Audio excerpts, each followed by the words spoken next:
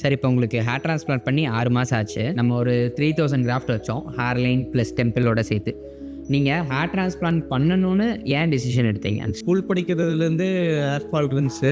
Okay. இப்போ காலேஜெல்லாம் முடிச்சதுக்கப்புறம் கொஞ்சம் ரொம்பவே ஏறிடுச்சு ஹேர் லைனு. நெக்ஸ்ட்டு ஒவ்வொன்றா பார்த்துட்டு இருக்கும்போது நிறைய இடம் விசிட் பண்ணேன். அதுக்கு முன்னாடி என் ஒய்ஃப் நிறைய இடத்துக்கு போயிருக்கேன். அவங்களுக்கு ஹேர் ஃபால் இருக்கணும், எங்கேயுமே சாட்டிஸ்ஃபேக்ஷன் இல்லைங்க. ஒரு விஷயம் பண்ணும்போது நிறைய ரிசர்ச் பண்ணி தான் பண்ணுவேன். நான் உங்கள் வீடியோஸு, உங்களோட இன்ஸ்டாகிராமில் போடுற நீங்கள் போஸ்ட் எல்லாமே பார்க்கும்போது கன்சல்ட் பண்ணுறதுக்கு முன்னாடியே அதுக்கான ஆன்சர்ஸ் எல்லாம் கிடச்சிருச்சு.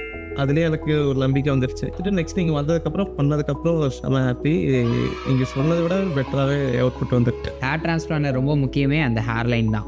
டிரான்ஸ்பிளான்ட் பண்ணதுக்கப்புறம் அந்த ஹேர் லைன் வந்து டிரான்ஸ்பிளான்ட் பண்ணியிருக்க மாதிரியே தெரியக்கூடாது. இப்போ உங்களோட ரிசல்ட்ஸில் நீங்கள் எப்படி ஃபீல் பண்ணுறீங்க? ஃப்ரெண்ட்ஸ் 2-3 பேர்த்த பார்த்துருக்கேன். அவங்க ஹேர் டிரான்ஸ்பிளான்ட் பண்ணியிருக்காங்க. ஸ்ட்ரைட்டாக இருக்கும், இப்படி ஒரே லைனாக ஸ்ட்ரைட்டாக இருக்கும். பார்த்தாலே தெரியும் அவங்களுக்கு ஏதோ முடியல பண்ணியிருக்காங்க அப்படிங்கிறது.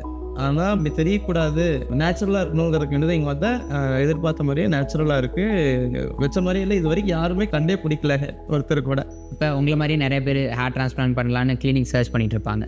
அவங்களாம் கிளினிக் எப்படி செலக்ட் பண்ணணும் அப்படின்னு நீங்கள் என்ன சொல்கிறீங்க? ஐடியாலஜி எப்படி இருக்குது, நம்மளுக்கு அது ஓகேவான்னு பார்த்துட்டு அது அவங்க ஒர்க்கை பார்த்துட்டு தான் நம்ம சூஸ் பண்ணுவே தவிர சும்மா இன்ஃப்ராஸ்ட்ரக்சரை வச்சு சூஸ் பண்ணுறதுல வேஸ்ட். அது வந்து பிராண்ட் பேர் சொல்ல விரும்பல. என் ஒய்ஃபுக்கு இன்னொரு இடத்துக்கு போய் நான் அதில் பட்டுட்டேன். அதனால தான் நெக்ஸ்ட் எனக்கு பார்த்து போடணும்னு சொல்லி ரிசர்ச் பண்ணி இங்கே வந்தது. Okay sir, thank you. Bloody sweet, bloody sweet, bloody sweet.